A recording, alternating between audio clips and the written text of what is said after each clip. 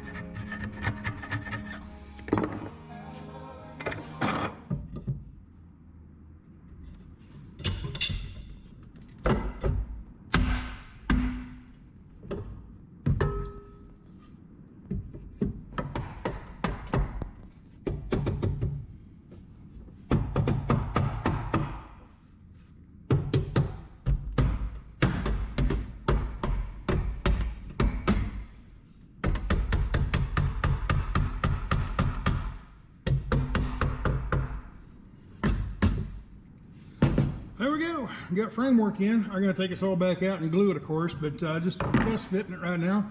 We got this framework in. We got this framework in. And we got these little our little 1/2-inch pieces, because this board here kind of takes up the center of this piece here. You know, it goes right in the middle. So we just got these little 1/2-inch shims. And I think I'm going to glue those in on the back side here. And then maybe come over here and put a couple screws in along in here just to make darn sure they stay in. I don't know. That's I don't want to put screws out here for, you know, just for aesthetics, you know, make it a clean look, but might need to just to make sure it doesn't move. Anyway, so there we go. That's got framework in. Now I gotta take it out, glue it up, or put it back in there, and then we're gonna put the rails in.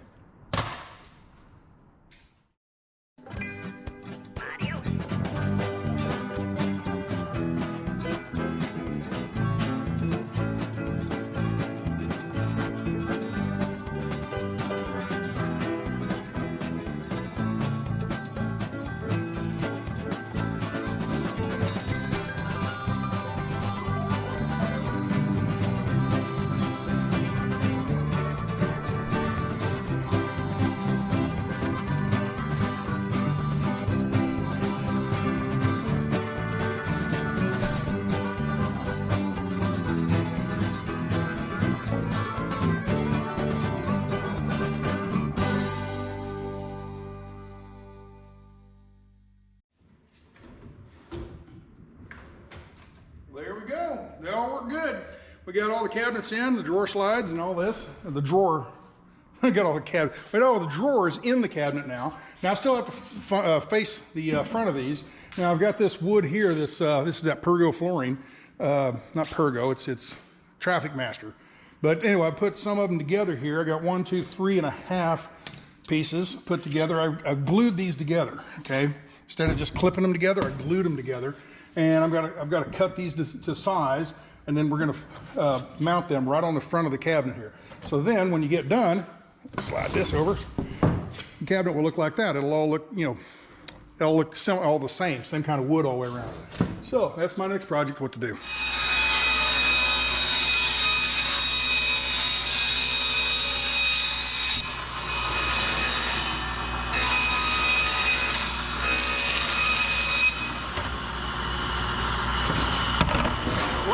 That was pretty quick, wasn't it?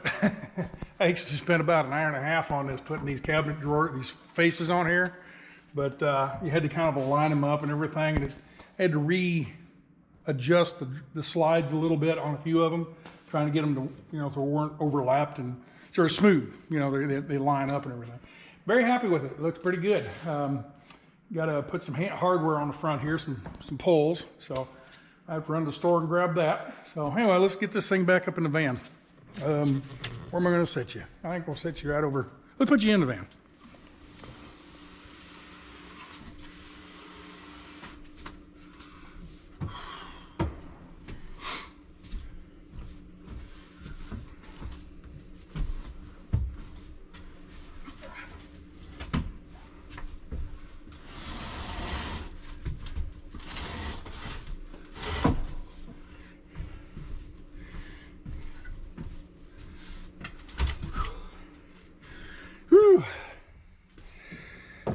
Them suckers are heavy going back in. I don't remember having I don't think I had as much trouble with the big one over there than I did this one. This sucker was just a pistol trying to get it in.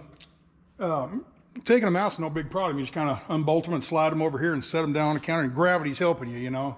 Putting them back in, gravity's working against you, you know. So, but what else did I do today? Or this week? So I do a lot of little things that you probably don't notice on camera unless I point them out to you. One of the things is like the headboard here, where it where it transitions from the factory felt to the wood on the counter. I put this in. It's a piece of plywood that I've got a piece of hardwood in the back support, and then I got plywood here that's wrapped in speaker felt. Okay, so that gives it a finished look up here finally, and it matches in with the speaker felt on the sides here, you know. So I did that, and then up above here, this was all vinyl up here, this gray vinyl. And when I was out in Arizona, I was sitting here one night and I got looking. You know, that would look better if the wood didn't stop right here and then vinyl took over. If it was just wood all the way to the wall to wall, that would look a lot nicer. So I put that in on both sides. I finished this up and got this all completely done. Ceiling is completely done now. So back in the back, I kind of did the same thing with that headboard up there. Not headboard, transition, I guess. I did the same thing back here with this. I put one back in here. It's a speaker felt wrapped piece of wood, okay? And then I put the trim work around the fan. I got the fan running. I put the 12 volt right here, the 12 volt fuse block. I put that in. When I was out in Arizona, I just had them hardwired in, didn't have a fuse on them. So I got a lot of little things like that done.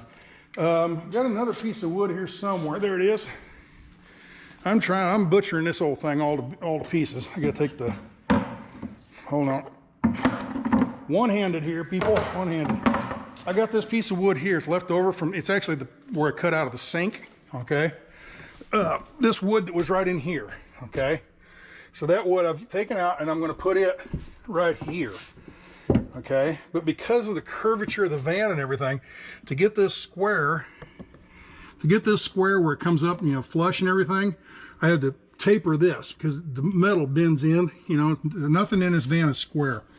So anyway, I've got that. I think this is what I'm going to do with this one, is put this one right here. And I'm going to make another one just like it. And it's going to go over here on this side. All right. And then that is where the TV is going to mount. And I got a this TV is going to mount right here, and it's going to be on a hinge where you pull it out and twist it either way. So that's what my plans on the TV, and to cover up those pillars. Okay, so just a lot of little stuff. This thing, it just took time to shave it all down and use the bandsaw and kind of cut around it and everything. Customizing. If you ever want to build one of these vans, they look nice when they're done. They are a booger because nothing is square. You have to custom cut every little piece of wood in here. So that's one of the bad things about a regular van. I came really, really close to buying a box van. Instead of this, kind of looks like a, oh, I don't know, like a U-Haul, or it would have been a brand new Chevy van. And I come really close to buying that, and then I found the Transit instead. And I like the looks of the Transit on the outside. I like the fuel mileage that Chevy would have got, about 8 or 12 mile a gallon, 10 or 12 mile a gallon, something like that probably. This thing gets around 18 on average. I can get a 20 going down the highway, 16 and a half run around town, stoplights and stuff. So anyway, it's just because there's curvatures everywhere, it's really a pain to build. But once they're done, they're beautiful. But a box truck, just nice and square, you can put nice and square cabinets, just cut everything square, put it in there and bolt it to the wall, and you're done. So that's the big difference. But anyway, I'm rattling on now. I do that real bad, don't I? So anyway, I'm gonna go get my pipe, and I'm gonna go sit down, take a little break, and then get back in here and wire and bolt that cabinet down and put the countertop on it. So we'll try to get that all done before I go home tonight. Anyway, later on, take care, kids. Bye.